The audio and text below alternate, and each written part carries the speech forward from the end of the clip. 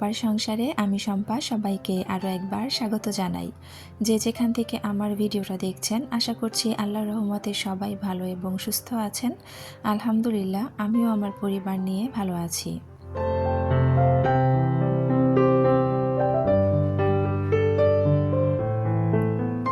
ভিডিওটা শুরু করেছি আজকেও রান্নাঘর থেকেই। সকালবেলা রান্নাঘরে চলে এসেছি।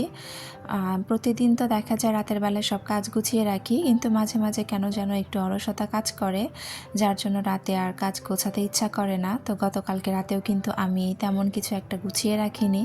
তো থালা বাসন ওইভাবে রেখে দিয়েছিলাম। তো থালা বাসনগুলো এখন ধুয়ে নেব।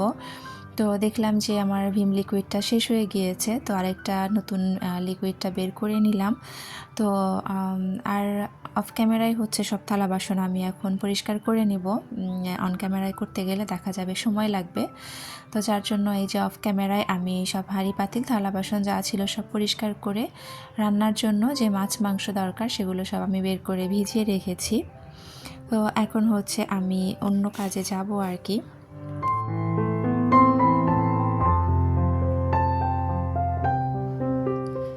সকালবেলা আমার একবার চা নাস্তা করা হয়ে গিয়েছে। তো আমার হাজব্যান্ডও চা খেয়ে চলে গিয়েছে। তো আমার বাসায় হচ্ছে আমার 2 ভাগ্নি আছে। আমার বোন কিন্তু এখনও আমার মায়ের বাড়িতে আছে একজন। তো সেই 2 ভাগ্নি এখানে এসেছে, কারণ আমার মায়ের বাড়িতে তেমন তো কেউ নেই, যার কারণে আমার মেয়েদের সাথে ওরা থাকবে, এই জন্য এখানে এসেছে। তো ওরা একটু দেরিতেই ঘুম থেকে উঠেছে। তো সকালবেলা আমরা চা নাস্তা করেছি, তারপরে ওদেরকে এখন আবার আমি নাস্তা রেডি করে দিয়েছি, খাওয়া দাওয়া করেছে। তো আমার মেয়ে কিন্তু এদিকে আবার চা করে নিয়েছে। তো আমি কিন্তু ওদের সাথে আরও একবার বসে চা খেয়েছি, যেহেতু আমি একজন চা লাভার মানুষ আর চা কখনো আমার বেশি হয় না। তো যার কারণে আরেক কাপ চা খেয়ে নিয়েছি। চা খাওয়ার পরে আমি হচ্ছে চলে এসেছি আমার প্রতিদিনের যে সাংসারিক কাজ থাকে, ঘর গোছানো দিয়েই তো আসলে শুরু হয়। তো আমি এই যে এখন আমার বিছানাটা গোছানোর জন্য চলে এসেছি।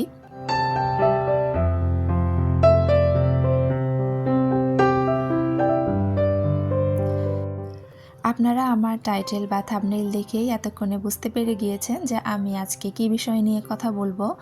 তো আজকে আমি আপনাদের সাথে শেয়ার করব যে কিভাবে আমি আমার একদম শূন্য থেকে শুরু করা সংসারটাকে একটু একটু করে গুছিয়েছি। একদম শূন্য থেকে শুরু করেছিলাম সংসার, আর আজকে হচ্ছে আমার ভরা সংসার আলহামদুলিল্লাহ।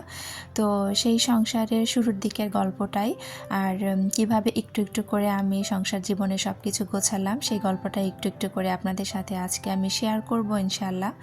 তো যদিও ভিডিওটা বেশ বড়, তারপরেও আমার কাছে মনে হয় যে আপনাদের কাছে ভালো লাগবে, আর আপনারা পুরো ভিডিওর সাথেই থাকবেন ইনশাআল্লাহ। তো যারা আমার ভিডিওটা দেখা শুরু করেছেন প্লিজ একটি লাইক দিয়ে পুরো ভিডিওটা কন্টিনিউ করবেন, কারণ আপনার একটা মূল্যবান লাইক আমার ভিডিওটা আরও অনেকের কাছে পৌঁছে দিতে সাহায্য করবে।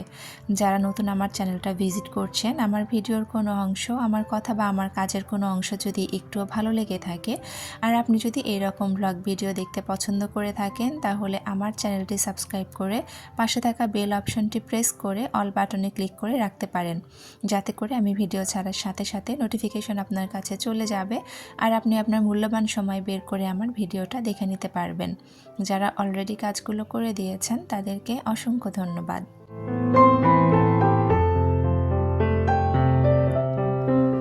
আপনাদের সাথে কথা বলতে বলতে ওইদিকে বিছানার এক সাইড থেকে কিছুটা বালিশ তারপরে লেপ আমি ভাঁজ করে একপাশে রেখে দিয়েছি। তো আজকে হচ্ছে খাটের যে অংশটা আছে এগুলো মুছবো, যার কারণে ওই পাশে সব কিছু একপাশে রেখে দিয়ে তারপরে মোছা শুরু করেছি। তো খাটটা মুছে তারপরে হচ্ছে আমি বিছানাটা ঝেড়ে সব বালিশ তারপরে লেপ জায়গা মতো রেখে দিব। শীতের দিন কিন্তু এই লেপ তারপরে বালিশ এগুলো গোছাতেই অনেকটা বিরক্তিকর ব্যাপার লাগে। দেখা যায় যে বিছানার অর্ধেকটা জুড়ে কিন্তু লেপ কম্বলই রাখতে হয়। তো আসলে কিছু করার নেই, যেহেতু আরামের জন্য গায়ে দেওয়া হয় সেগুলো তো গোছাতেই হবে। তো এই যে এখন আমি সুন্দর করে সব বালিশ তারপরে লেপ কম্বল যা আছে সব কিছু গুছিয়ে রেখে দিব।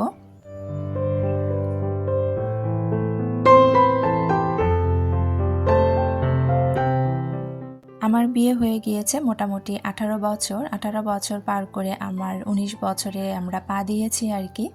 তো এই 18 বছরে কিন্তু একটু একটু করে আমি আমার সংসারটাকে গুছিয়েছি। আমরা যারা মধ্যবিত্ত পরিবারের আছি, আমরা চাইলেই কিন্তু হুটহাট করে কোনো জিনিস কিনতে পারি না। আমরা একটা জিনিস কিনতে গেলেও আমাদেরকে অনেকটা অপেক্ষা করতে হয়। হাজার হাজার টাকার শপিং আমরা মন চাইলেই মাসে মাসে করতে পারি না, বা কয়েকদিন পর পর করতে পারি না, একটু সময় নিয়ে করতে হয়, অনেকটা হিসাব থাকে। তো আমিও ওই রকমভাবেই আমার সংসারটাকে একটু একটু করে গুছিয়েছি, কারণ একবারে তো সব কিছু করাটা কোনোভাবেই সম্ভব না। তো এই যে চাদরটা দেখতে পাচ্ছেন, এই বিছানার চাদরটা হচ্ছে আমার হাজব্যান্ড কিন্তু কুয়েত থেকে এনেছিল বেশ কয়েক বছর আগে। তো এই বিছানার চাদরটা না শুধুমাত্র শীতের দিনে ব্যবহার করা যায়, কারণ এর মাঝখানে ফোম দেয়া আছে। তো এই চাদর কিন্তু গরমের দিনে ব্যবহার করলে বেশ গরম লাগে, আর এই জন্যই এটা আরামের জন্য আমি শুধু শীতকালে ব্যবহার করি। তো এটা ধুয়ে দেওয়া বা ভাঁজ করা বেশ ঝামেলার কাজ, যার কারণে আমার কিন্তু বের করতে একটু বেশ অলসতা লাগে।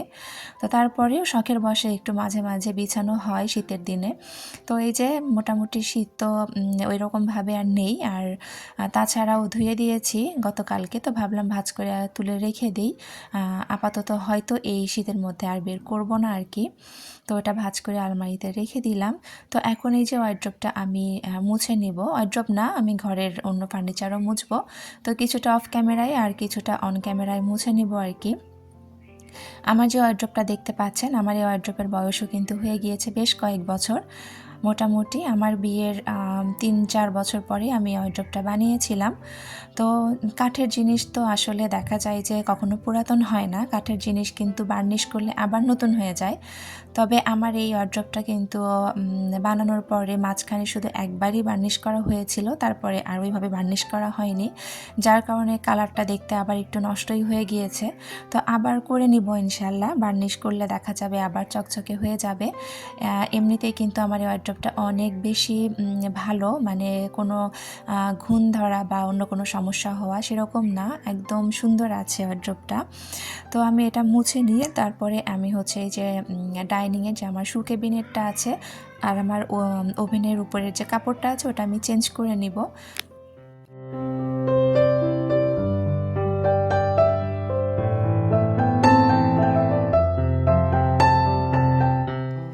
তো এই কাপড়টা তুলে তারপর আমি এখানে নতুন আরেকটা কাপড় বিছিয়ে দিব। এইরকম কাপড় কিন্তু কয়েকদিন আগে আপনারা আমার ড্রেসিং টেবিলের উপরেও দেখেছেন। তো আমি একই রকমের কাপড় নিয়ে এসেছি এখানে শু ক্যাবিনেটের উপরে, আমার ড্রেসিং টেবিল আর আমার ওভেনের উপরে দেওয়ার জন্য। তো আমি একটু সাদা আন্ডিল কালারের মধ্যে নিয়েছি, কারণ আমার ডাইনিংয়ের টেবিল ক্লথটা কিন্তু সাদা আন্ডিলের মধ্যে। তো ওর সাথে একটু মিল রাখার জন্য আমি এরকম প্রিন্টের মধ্যে নিয়েছি। তো কেমন লাগছে ছোট্ট একটা কমেন্ট করে আমাকে জানাতে পারেন। তো যাই হোক, মূল কথায় চলে আসি। আসলে আমার জীবনে সত্যি কথা বলতে খুব একটা চাহিদা নেই আমি আসলে অতিরিক্ত চাহিদার কোনো মানুষ না। খুব অল্প চাহিদা নিয়ে আমি আছি, অল্প চাহিদা নিয়েই আমার ভালো লাগে। আমার অতিরিক্ত কোনো কিছুই ভালো লাগে না। আমার যেরকম চাহিদা কম, আমি অল্পতেই যেরকম খুশি হয়ে যাই, আবার অল্পতেই কিন্তু আমার অনেকটা মন খারাপ হয়ে যায়। আমি এরকম এক ধরনের মানুষ আর কি। তো যাই হোক, বিয়ের পর থেকে আমার হাজব্যান্ড কখনো বলতে পারবে না যে আমি তাকে কখনো কোনো চাপ দিয়ে কোনো জিনিস তার কাছ থেকে কিনে নিয়েছি বা কোনো দামি জিনিসের আবদার করেছি, হোক সেটা শাড়ি বা হোক সেটা জামা বা হোক সেটা কোনো গয়নাগাটি। যদি আমার হাজব্যান্ডের সামর্থ্যের মধ্যে থেকেছে, আমার যদি প্রয়োজন পড়েছে বা শখের কোনো কিছু আছে, সেই ক্ষেত্রে দেখা যায় আমি তাকে বলেছি, সেটা অবশ্যই সামর্থ্যটা চিন্তা করে বলেছি। সামর্থ্যের বাইরে যে আসলে আমার হাজব্যান্ডের কাছ থেকে কখনো কোনো জিনিস আমি নেইনি আলহামদুলিল্লাহ। তো তারপরেও আল্লাহ অনেক ভালো রেখেছেন আমাকে। তো এখন হয়তো অনেক আপুরাই বলতে পারে যে আপু আপনার তো এমন আহামরি তেমন কিছুই নেই, তাহলে ভরা সংসার হলো কি করে? সত্যি কথা বলতে কি, শুধু টাকা পয়সা ঘরের ফার্নিচার দিয়ে আসলে ভরা সংসার বোঝায় না। আমার কাছে মনে হয় যে সংসারের সুখ শান্তিটাই হচ্ছে আসল ব্যাপার। যে সংসারের মধ্যে সুখ শান্তি থাকবে সেটাই হচ্ছে ভরা সংসার। আমার সংসারে যতটুকু জিনিস আছে যা আছে তাতে আমি আলহামদুলিল্লাহ, তাতে আমি অনেক বেশি খুশি। সবচেয়ে বেশি খুশি আমি আল্লাহ আমাকে মা হওয়ার তৌফিক দিয়েছেন, যেটা অনেকেই এখনও হতে পারেননি, বা আল্লাহ তাকে হয়তো সেই তৌফিকটা দেননি, কিন্তু আল্লাহ আমাকে সেই তৌফিক দিয়েছেন। আমাকে তিনটা সন্তান আল্লাহ দিয়েছেন, তো আলহামদুলিল্লাহ আমার অনেক ভরা সংসার। শুরুর দিকে আমার সংসারে একেবারেই কিছু ছিল না, তারপরেও এখন আলহামদুলিল্লাহ যতটুকু আছে দেখা যায় যে ২০-২৫ জন মানুষকে আমি আপ্যায়ন করতে পারবো একসাথে, অতটুকু জিনিস আমি গুছিয়ে ফেলেছি। যখন সংসার জীবন শুরু করি ওই সময় সত্যি কথা বলতে আমার তেমন কিছুই ছিল না। আমার মা আমাকে কয়েকটা জিনিসপত্র কিনে দিয়েছিলেন আমার মায়ের সামর্থ্য অনুযায়ী। শুধুমাত্র কয়েকটা হাঁড়ি পাতিল, কয়েকটা থালা বাসন আমার মা আমাকে কিনে দিয়েছিলেন।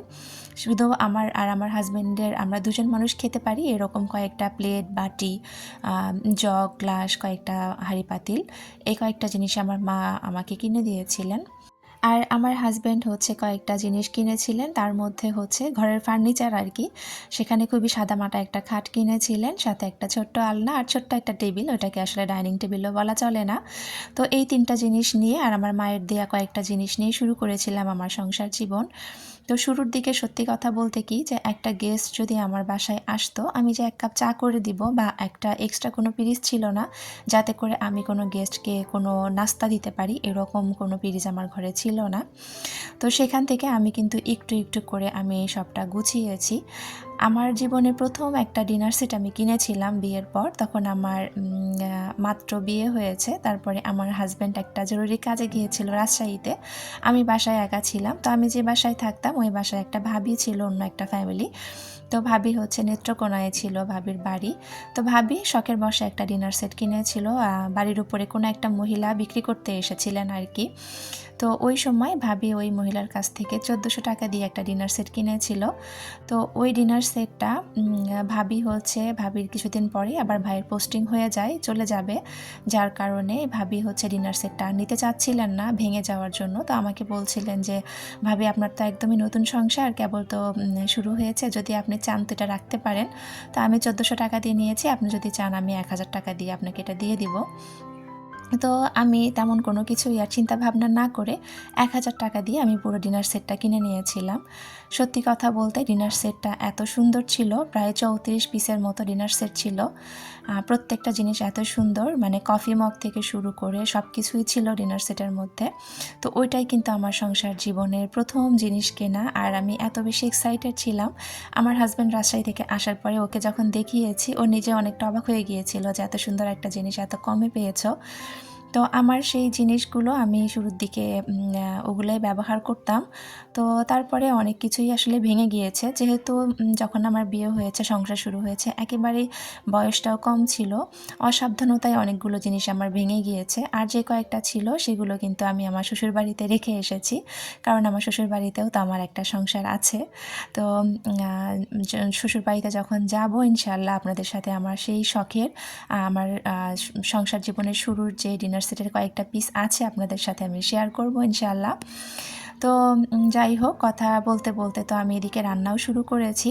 আমি এখানে অল্প একটু খাসির মাংস রান্না করছিলাম। এই মাংসটুকু পাঠিয়েছে আমার ভাইয়ের মেয়ের হচ্ছে আকিকা দিয়েছে।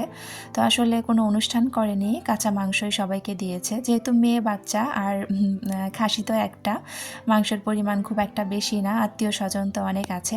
তো এইটুকু করে মাংস আসলে সবাইকেই দিয়েছে, তো আমার জন্য পাঠিয়ে দিয়েছিল।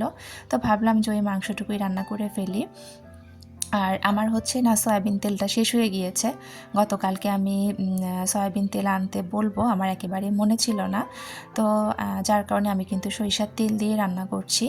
তো এখানে এই যে মাংসটা আমি আজকে এভাবেই রান্না করছি, মানে পেঁয়াজটা ভেজে তারপরে মাংসটা ভাজা ভাজা করে আস্তে আস্তে সব মশলাগুলো দিয়ে দিব আর কি।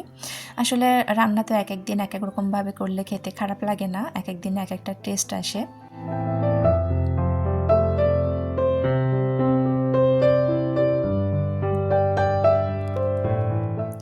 জীবনে আসলে এখনও অনেক কিছু গোছানো বাকি আছে, সংসারের অনেক কিছু গোছানো বাকি আছে। সংসার জীবন যখন শুরু করেছিলাম তখন যেহেতু আসলে বয়সটা একেবারেই কম ছিল, অনেক কিছুই বুঝতাম না। অনেক কিছু আসলে না বুঝেও করতে পারিনি সত্যি কথা বলতে। তারপরে তো দেখা যায় যে টাকার একটা ব্যাপার থাকেই, যেটা মধ্যবিত্ত পরিবারে সবাই হুটহাট করলে চাইলেও পারে না। তো সেই জায়গা থেকে সব কিছু মিলেমিশেই কিন্তু এতদিনে যতটুকু করেছি, তবে আরও অনেক কিছুই বাকি আছে। তো আগে তো আর চ্যানেল ছিল না, যার কারণে আগে তো আর এই বিষয়গুলো শেয়ার করার মতো কোনো বিষয় ছিল না। এখন যেহেতু চ্যানেলটা আছে, তো আমি যদি এই জায়গাটাতে টিকে থাকতে পারি, তাহলে তো ইনশাল্লাহ আপনাদের সাথে করে নিয়েই আমি বাকিটা পথ হাঁটবো। আমার জীবনে আমি কোথায় কি করছি, কতটুকু গোছাতে পারছি, কি গোছাচ্ছি, সব কিছুই আপনাদের সাথে শেয়ার করব ইনশাল্লাহ। আমি আমার প্রথম ভিডিওতে আপনাদেরকে বলেছিলাম আমি খুবই সাধারণ ফ্যামিলির একজন বউ, একজন সাধারণ সাদামাঠা একজন গৃহিণী, আর আমার সাদামাঠা জীবনটাই আপনাদের সাথে আমি শেয়ার করব।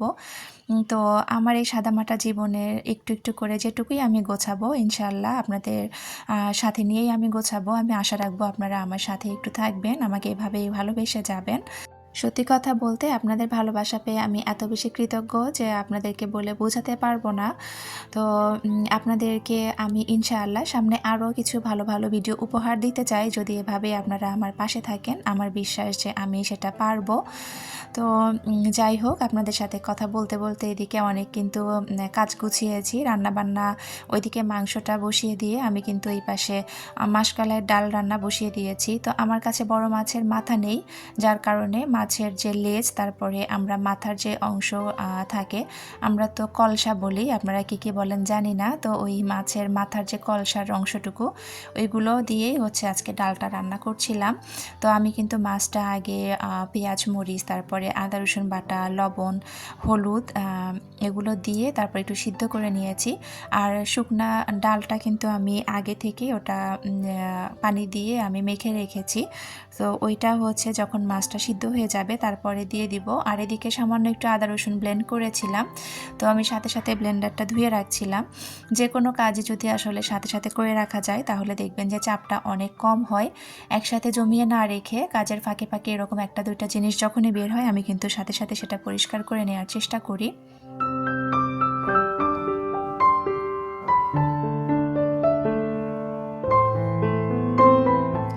মাসকলাইয়ের ডালটা আসলে বোধহয় একজন একভাবেই রান্না করে, তবে আমি যেভাবে রান্না করি সেটাই আপনাদের সাথে শেয়ার করলাম আর কি।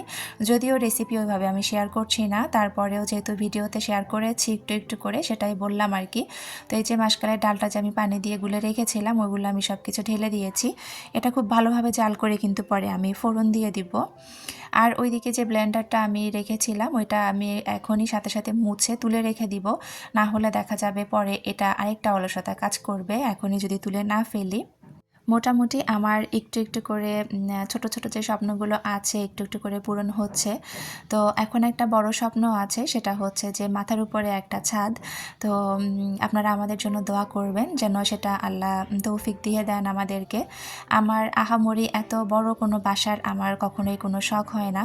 একদম ডুপ্লেক্স বাসা লাগবে বা 3 তলা 4 তলা লাগবে। আমার যতটুকু সামর্থ্য, আমার হাজব্যান্ডের যতটুকু সামর্থ্য, এর মধ্যে মাথার উপর একটা ছাদ আমার থাকলেই হবে।